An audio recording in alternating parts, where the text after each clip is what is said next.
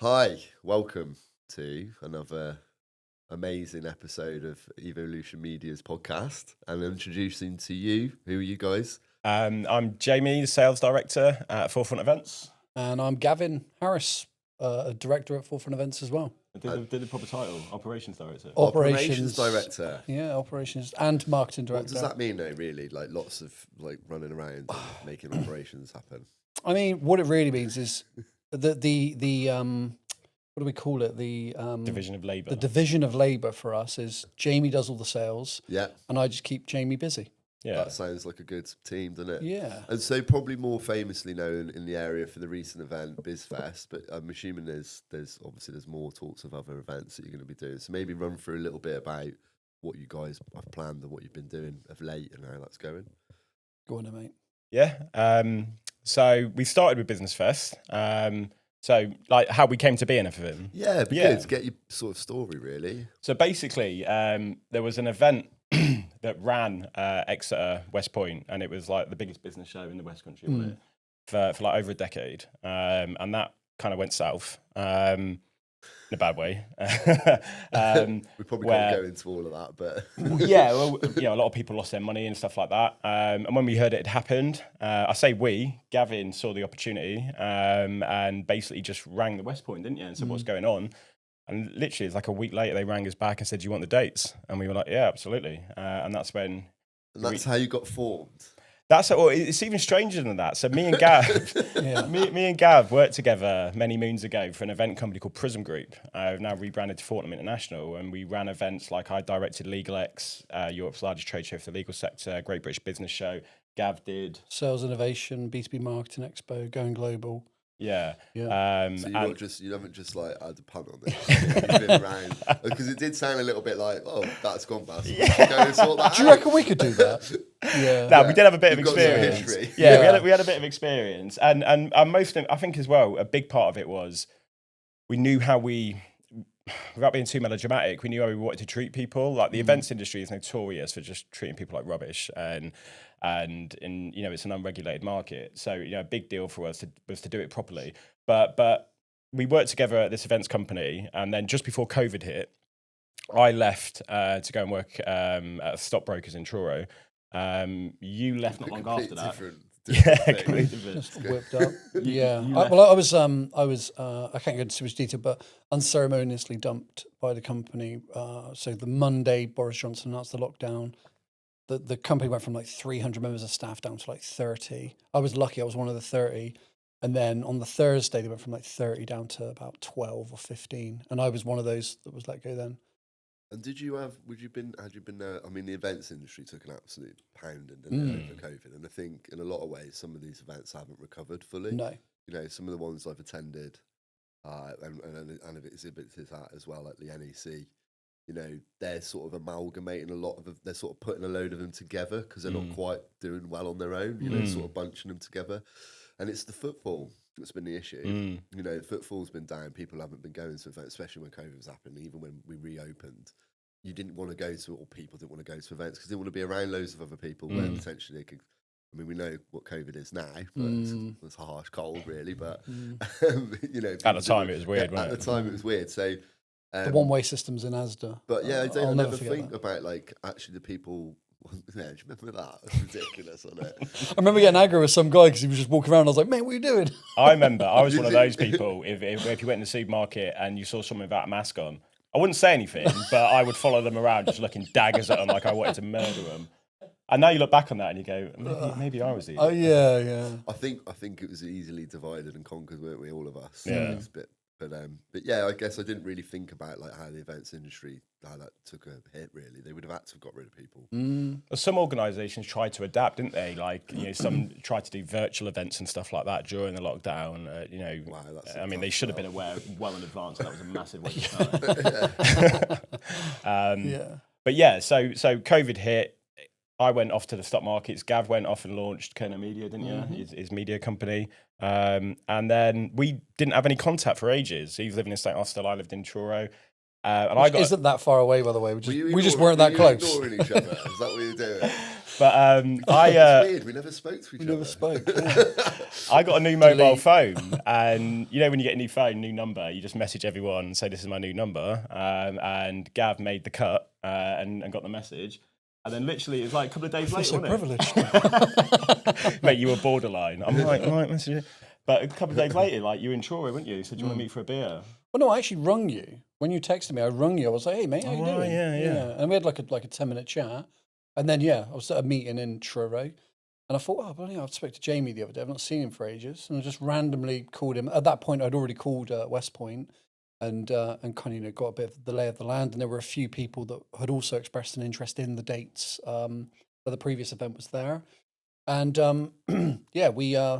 we had a brew, and he was like, "Oh, what's going on then?" But he still says now to this day that he didn't meet me with the intention of saying, "Do you want to come and do this?" I swear. And I don't believe him. I swear.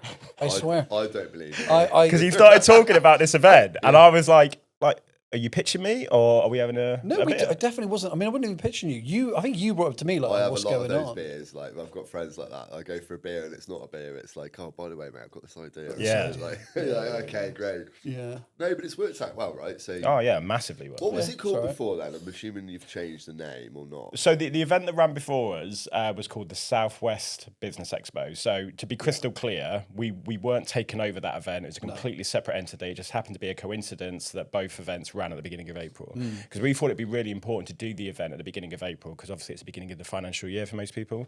So the delegates that come to the event are coming in with revised budgets. Yeah. Good logic. I like that. Yeah. And let's be honest, we took that from the company we were at previously. Oh yeah, absolutely. Massively. Because a lot of our events ran in April, end of March, start of April. Yeah. I think it's when a lot of planning happens in businesses, isn't it? And people you should have a budget and forecast by then. Yes. I do have one.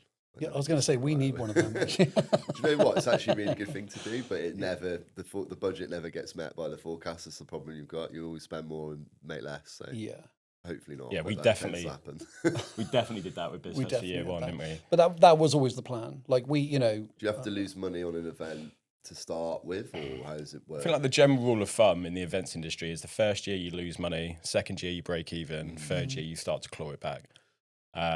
We're certainly hoping we can make some money this year. And we can disrupt that a little bit. I think you can. I'm actually quite new to the area, really. Like, obviously, I've had the business here, but I haven't spent a lot of time in the area. I've not moved here yet. But knowing a little bit more about kind of the history, I learned there was a bit of a history with the previous one, and there's a story, and, that gives people a bit of uncertainty. So, it's quite a lot of uncertainty, even though completely not linked to you whatsoever. It's just like, what's going to happen this time. And I think because you've nailed that one and you've done a really good job with it, and it was really good. Thank you. I think you've now will win over hearts and minds. People will be like, okay, cool, that these guys are good. It's legit. And you'll always, I think you'll do much better because there isn't enough of that going on. It was big for a reason before. Yeah. There's a need for it. So, I mean, the feedback that we've had since the show, because... Like before the show, like the day before, this is how skint we were when the show actually happened. So like I live in Truro, Gav lives in St Austell, our office is in St Austell. We didn't even have enough money to hire a hotel to stay up the day after build-up day for the morning of the show. Again. So he didn't want to bug up with me. I feel like you set this up.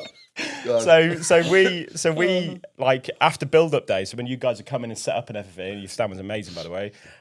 We actually drove back to Cornwall and then came back up at like ridiculous o'clock in the morning and got on site for about 6:30. Why are you doing that? But I remember driving home that night, the day before the show, going, if no one shows up tomorrow, I've got to delete my LinkedIn account and start looking for another job.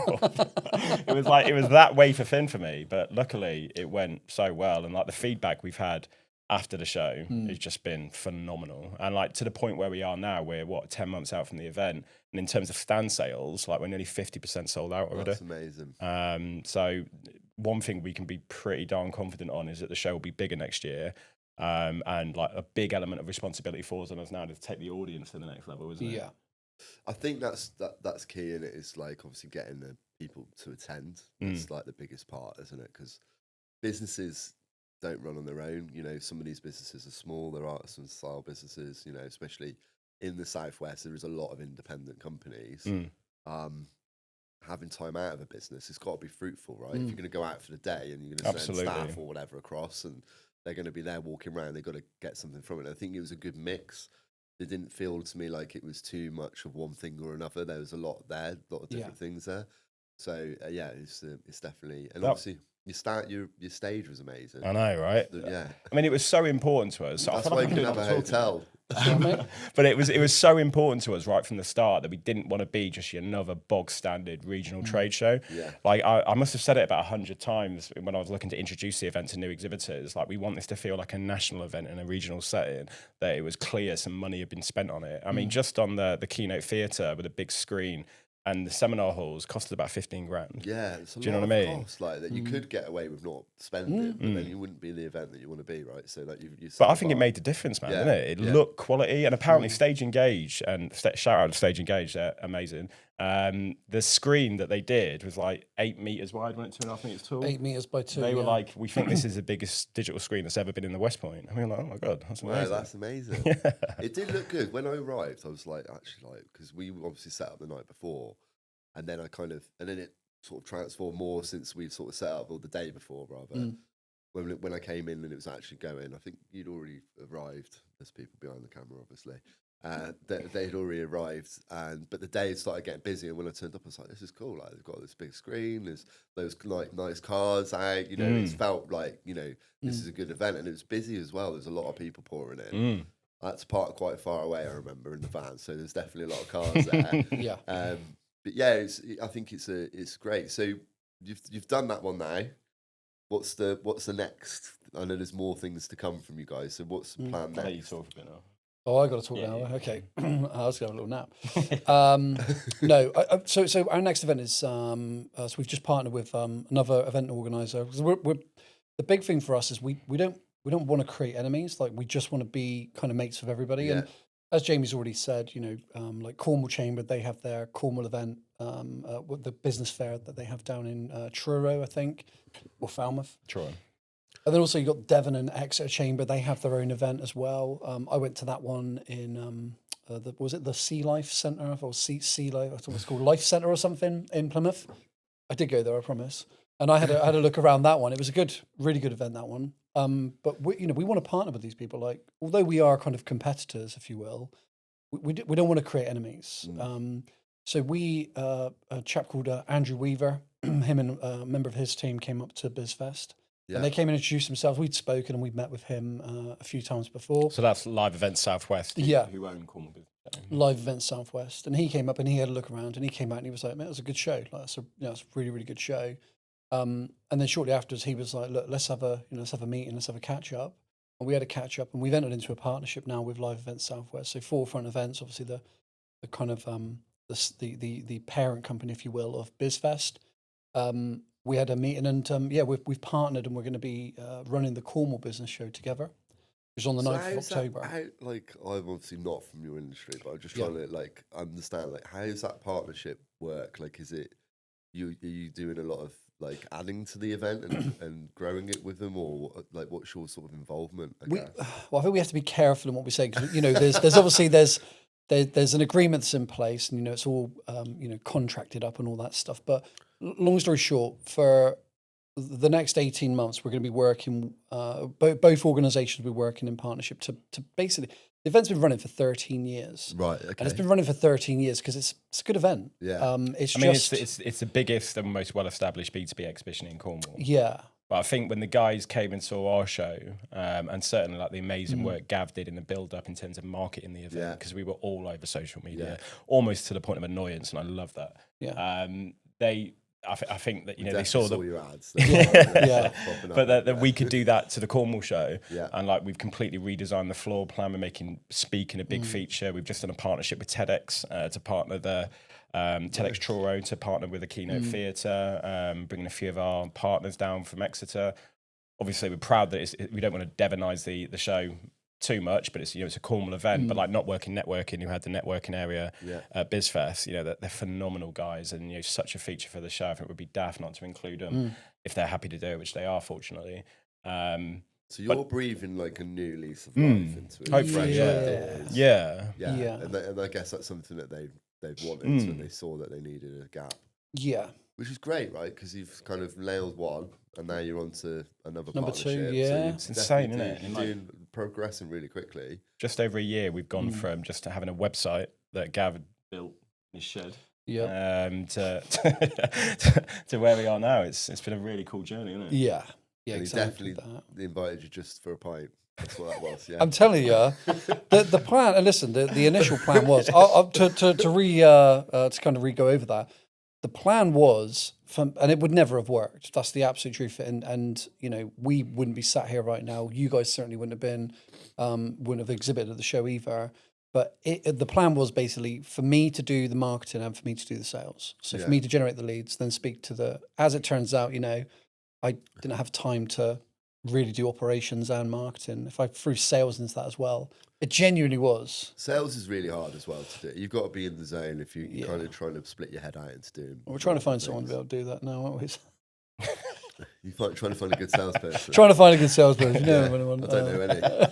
I'll employ a few. There's not many of us about. Yeah. No, but it's cool, like, because I've worked in sales since basically I left university, and I've always done it in a very certain way. I like, like if you're at a party or something and someone asks you what you do, like I always cringe to go, I'm a salesman. Do you know what I mean? Because automatically, if you're speaking to someone that isn't a salesman, they're like, oh my God, like double glazed. What are you trying to sell me? Mate, it's never been, I did sales for years. It's never a popular job title. Like, if you it's not far off a traffic warden, is it? People always change it. They dance it up as well. It's like you're like a sleazy person almost, isn't it? I don't know what it is, but I think that connotation, I mean, I don't know because I've been in it for so long, it's kind of changed quite a lot. Yeah. Like people are a bit more like, obviously it's a very high paying career normally.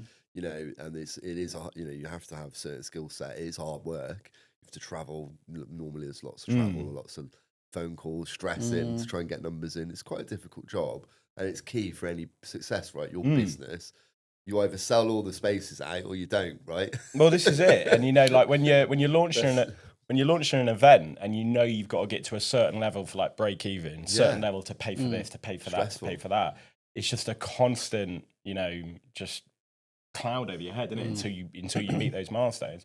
But I've always tried to sell without, again, being too melodramatic, trying to sell with integrity, trying to sell with honesty, not really trying to make mountains out of molehill. This is what it is. If you're relevant to it, fantastic. If you're not, come and visit the show as a delegate. And we didn't do any, because again, the events industry notoriously over the last 20 odd years, certainly when we used to work in it with this other company, it was very high pressure and it was a very aggressive sales tactic, and a lot of it was just lies. Do you know what I mean? Get sold to very heavily by events. Every call it's our last seminar, it's our last stand. Here's the last stand on the networking area. We've just had a stand become available. Of course you have, mate. Do you know what I mean? And that's why, like, when we do the pre-show networking events. Of course you have. But like when it may seem like not much of a big deal, but like when we do the pre-show networking events and we do a big blown up image of the floor plan in the middle of the room so everyone can see what stands we've sold, what stands we've had. In the event industry, that is a cardinal sin. People would lose their jobs for that, wouldn't they? Yeah. So I've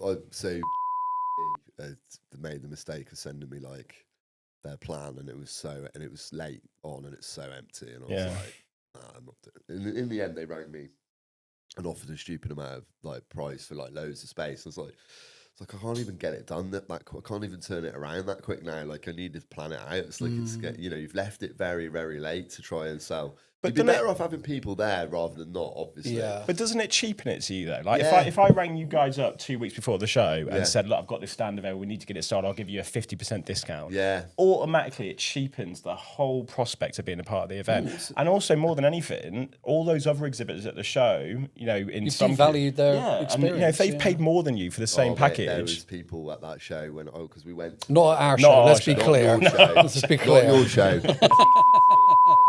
Obviously, I would win no friends here. I do work with them. We did just win an award from them as well. So. Here comes that bus. What are you about to say?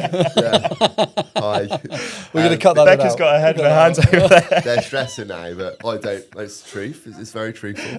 But yeah, there was definitely people at the exhibit in there when they speak to each other and they're like, oh, I got a late deal and someone else hadn't. Oh, it's hard. It's notorious. Because they've spent a lot of money, it's tens of thousands for space there. And it's like, the one next to them might have spent $2,000 or $3,000. It's really difficult. And I think that's normally the sign of like the demise of an event, Mm-hmm. and that's usually when it goes downhill. Because, and I only hope that isn't the case, and I hope it does improve. Obviously, we do want that to happen. That's a good event for our industry, different industry. But in terms of like the momentum you gain, you either rise with that momentum and keep going, but if you have one slip, I guess, or you have a dodgy event or whatever, it starts to go. It gets harder and harder each year then to sell it out, I guess.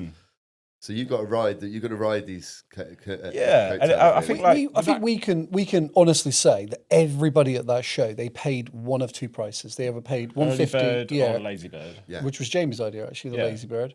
But it was either $150 a square meter or $175 a square meter. Simple as that. And unless you were like public sector or a charity, and you paid £100 a square meter, and that was uniform across the board. But it's so commonplace now in the events industry that seasoned exhibitors at different shows will expect that from you. And I got to the point where I started having fun with it. So like I remember this one occasion in the run up to this year's show, we had an IT company from South Wales, and I sent a proposal out, my usual sales process, gone back to them for a decision.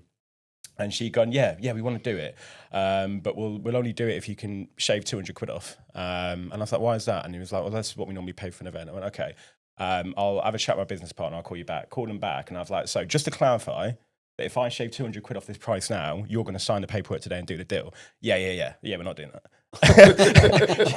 Why aren't you doing that? And then, I get on my soapbox and I do my whole speech about integrity and honesty and treating our exhibitors fairly. And I think that's a good approach. I think it's the only approach, like you say. That. Like, if everybody wants things for cheaper, for sure. Businesses are like, but I think your rates are really fair. And I don't think, and obviously there's a value. The event needs to have life and it needs revenue to do that. So you can't cheapen it because ultimately it'll kill the event anyway over time, right? So it's important that you have that revenue model that you've got, I guess. And because we're a new business as well, cash flow is obviously really important to us. Well, you could have a hotel, could you? We could. I mean, genuinely, that is true. We probably could have scraped it together, but I was like purse strings. But no, I think we need cash flow, and if we heard allegedly the previous show that happened, we heard that somebody, and obviously that show didn't happen, but we heard that somebody paid 200 quid for a big amount of space, like a huge amount of space. Literally, what was it, like 2 weeks before the event or something, wasn't it? And and the one thing that one of the kind of core values that me and Jamie put into place when we first set up Forefront Events was, we're not doing that. We're not reducing the price the closer we get to the show, because else we won't get that decent rebook that we need to be able to get us through to the next show. That's planning, isn't it? And that's meeting your quota early as well, like getting on with that, getting people to rebook. Yeah. And being disciplined as well. That's a major part of it. But that was another thing that we did, I'd say, a lot differently to most event organisers. Because when you get to the show, the way we looked at it, once we got to the show, that was your guys' time to shine. Yeah. We were obviously there, with the organisation and everything, but we were, I did see you there. You were there. Quite busy. But a lot of event organisers and companies that we worked for in the past, when you get to the show, your primary role is to go out and rebook all the exhibitors for the next year. Oh, mate, usually they do like a drinks thing. Of the night of the, on the day, say your 2-day or whatever, the first day will end, they'll give you all drinks and food, and then they're there with their pen. Which one do you want this? I can give you that spot. And it is hard because you feel a bit pressured then to kind of go, oh, okay. But reality is you are at you probably run off your feet. You are at an exhibit, and you probably don't even know fully how well it's gone really yet until it's sort of you download it all. So yeah, I don't believe you came around with a clipboard. Well, I like the way that we did it though, didn't we? Because we just said, look, next year's floor plan is in the sales office. If you want to mark your stand off for next year, go and do it so you can get a good location, and you've got until the end of April to make your mind up. Yeah. And that's what we did with everyone. And so it's good. It's a good tactic. And it worked, didn't it? It definitely worked. Yeah. Well, you were well on track to sell it out. Yeah. So. And what's the plan with Cornwall then? Are they going to be, you're going to sort of move some exhibitors from the Devon one down, or is there going to be a little bit of that? I know you said you don't want to kind of... And we've not really even offered it out to our BizFest Southwest exhibitors yet. We haven't kind of made it formal, like, look, again, and we're being, in terms of price, we're being exactly the same. Like, the price it's a lower price than what we charge for BizFest and what we're going to be charging for next year. It's a smaller event, less visitors. What sort of size event is it then? Just to give me an idea, like, do you know roughly? We had about 200 exhibitors and companies involved in Business Fest. I'd say you know, you'd probably be looking at what, about 100, 120? No, I think we'll probably get about 80. 80. I think we'll probably get about 80. It historically has had between like 50 and 70, but I think. But it only targets Cornwall and Plymouth. Yeah. Whereas with BizFest, you know, our catchment whole area is Southwest. Bristol to Penzance. But the floor space that they have, it has the potential to be almost as big as BizFest. It's almost as big as West Point. It's at the Royal Cornwall Showground. Royal Cornwall Events Centre, which is where obviously Royal Cornwall's just happened this weekend. What is Royal Cornwall? Royal Cornwall Show. Yeah. Oh, it's a biggie. It's a Is biggie. it? Yeah, I think They had like, I think it's like 11,000, was it? No, I was speaking to old boy the other day, and he was saying like, literally, I think it's like 50 odd thousand people. Maybe they had less people this year than they did last year, but it's a big event. They have like Princess, because It's like, Royal. you know, you got the Devon County show. It's like It's more prestigious than that. Yeah, it's exactly like that. Yeah. But it's, you know, for us, it's just now our name actually makes sense because we were Forefront Events plural, and we only had one, which was BizFest. Now we've got two, so yeah, that was the main reason why we did it. I think you need. I think you need three. I think you need to come up with someone else. Well, we have got something else in the pipeline, haven't we? we have. Yeah, we've got Top something. secret. Yeah, Top secret. The plan. I mean, the plan. You know, the long term plan, if you will. And we certainly weren't expecting to have an event. You know, our next event before BizFest 2, if you will. But the plan was always, you know, have something in April, have something in July, have like a 3-month break between each of the events. Again, really to help with cash flow. Yeah. So have an event in April, have an event in July, have something in September, and then have something in December, January time. So we do have the workings of a plan for something for July next year. Very interesting. Yeah, and it's it's a little bit different to the exhibitions, but it's Still going to be in the business space. still going to be a B2B business event. Because that is fundamentally what you guys know. Yeah. Yeah, Bring, yeah. right? You've done that for a while. And I think we've got to be careful as well that we don't, because out of the two of us, and Gavin says this to everyone, I like to say realist, but Gavin calls me a pessimist. Definitely a pessimist. And Gavin's the ridiculous optimist that I just constantly have to talk down all the time. That's a good partnership. It is. It does work. But I think we've got to be really careful because it's just me and Gavin and Hannah. So there's just 3 of us in the whole company. And what does Hannah do? So Hannah is like more social media and stuff and design. Okay. So Hannah works for my other business. Okay. But So she's you're a marketing agency, are you? yeah, effectively, yeah. We're just obviously Forefront Events. The plan was always that this sounds really bad saying this, but the plan was always that the marketing agency would support Forefront Events. As it happens, it's been the other way. Forefront Events has actually supported the marketing agency, but Hannah does social media, graphic design. She's 20, and she's just a workhorse, isn't she? She's lovely, amazing. So good at what she does. gives Jamie so much banter. She just mocks him a lot. We'll have to maybe get her on at some point. We'll do another one where we can introduce her. Perhaps. Yeah. But yeah, so I guess like in terms of what people can expect and when what any information you would want to share, get booked up, get registered. I mean, when Bye. you start driving, are you gonna do the drive for? You're talking about driving quite hard for people to attend. So I guess you did a lot of advertising and running. You're all over socials, like you said. But what's the plan? Is there like any lessons learned from the last time, or we can't say too much about how we're going to be bringing in. We don't want to kind of divulge that too early, do we? Or do we? We don't. I mean, we don't. I feel like there's a lot of secrets here. We don't want to be like a lot of other event companies that will start shouting about stuff that they intend to do before they've done it. Yeah. We'd much rather bring the results to the table and then start shouting about it. Yeah. So there's certain things that we're going to try and achieve between now and the show next year in regards to the audience that will attend Business Fest.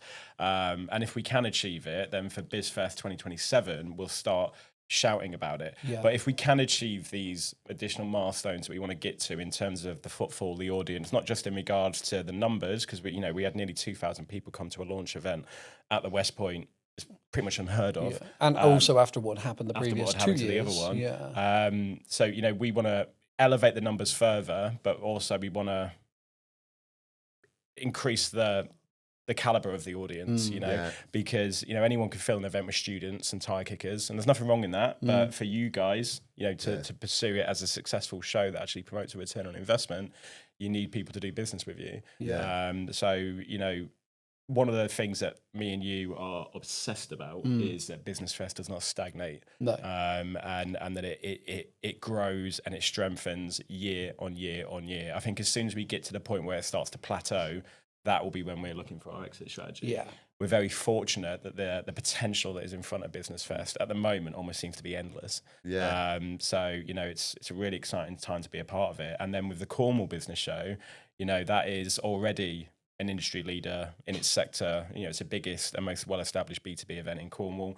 But again, there's so much more potential that event can achieve. So it's like we've got our targets, we've got our objectives where we want to go, and it's just a case of hitting them and achieving them. And like for the last 12, 13 months, it's been a whirlwind, but it's getting even more so now. And it's so many times you have those, I mean, you know, like when in your own business, you have those pinch me moments, like, oh my God. Yeah, you do. But doing a podcast with Evolution Media. This is yeah, I pinch myself quite a bit. No, I think it's important to remember those moments as well, because in business, you're always just striving, you're just moving to the next goal, the next milestone. And it's only when you sometimes look back and go, actually, we've done really well there. Like, that was amazing. If I'd have said to myself before that, it would have gone like that, I'd have been really happy to expect that to happen. Do you know what I mean? So it is important. But I think it's nice to hear that you're building on what you've already got, what you've already done. I think the first event, I obviously didn't know the old event. I never went to it. So to me, it's just their first time experiencing it. The place is actually really good. It's a good venue. I think businesses need events as well. I think they do get a lot out of it. If you make one connection that helps your business in any way, or experience a story with someone else and learn something. So yeah, I think that's really important. And I think some of the ways that you can add value as well is obviously by making that easier for people to get that exchange of information. You know, perhaps not teaching you to how to do your job, but in terms of like speaking and actually having, I see a lot of speaking at events where it's quite quiet. It's not like a lot of engagement. Do you know what I mean? It's not like people don't seem to want to sit there and watch whatever. But actually, I've gone to others where the speech is actually really good, and you're learning a lot out of it. So if someone's got a gap in their knowledge and they want to learn a bit more about media or whatever it might be, you know, those seminars or whatever you class it as are quite important. Yeah. And then the opportunity to integrate with those people after, to say like, right, okay, look, you know, because potentially there's help that they can get. And I think that's what businesses want now. They want help. You know, it's not easy to run a business. You know, especially in this current climate, the market's not great. And I think, you know, any little bit of support, even if it's that bump in the middle of the year where they go out and they learn something or they adopt a new service or, you know, whatever it might be, could make the difference. So it's quite an important thing to do as well, I think. It's such a valid point that you make there, because I think and you know, the event industry has lent into the fact that COVID messed up stuff for a long time. But I think also as well, a lot of the event companies have got questions to answer in respect to how they run their events. You know, I'm not mentioning any specific events here, but if you're a seasoned event attendee, a delegate that goes to a lot of events, I think over the last 10, 20 years, you almost feel like cattle. You know, you're just shepherded in and, you know, you're just there as a number. And again, that was a big focus for us, was that delegate journey, the educational merit of the seminars. Because again, unlike a lot of event organisers, we didn't charge anyone to speak at Business Fest. You know, that was free as part of their package, on the condition that it wasn't a sales pitch. What they spoke about was educational and was going to be a draw on delegates. I said to the same thing to every person that spoke at our event. If I'm a business owner watching you talk, am I going to walk away from your talk being entertained and better informed on that specific topic? And I think that worked really well at Business Fest. Because I've seen them where they go up and they're pitching like I said, it's awful. It's not the right thing to do. No. Offer value So first, naive, you know, yes. offer value first always. Guys, how do people find out about what you're doing, how to get in touch? What's the best place to contact you on? Yeah, so get to our website, businessfestsw.co.uk. You can inquire directly on there, and we don't mess around with generic emails or anything like that. You actually get to speak to me, and you know, there's no hard sales. We just tell you what the score is. If you like it, great, we'll get a proposal out. If not, you know, that's as far as we go. Do you want to tell them how to get involved with the Cornwall Business Show? Same again, cornwallbusinessshow.co.uk. It's not kind of segregated, you know, if you're a business in Plymouth or Devon or wherever. If you target Cornwall. As long as you're targeting Cornwall, you're allowed to exhibit there as well. Pricing, etc. As I say, we're very open, very honest. Yeah, give us a shout. I recommend it for anyone. Thank you. Thank you very Amazing. much, guys. Thank you. Cheers. Thank you for having us. Thank you. Awesome.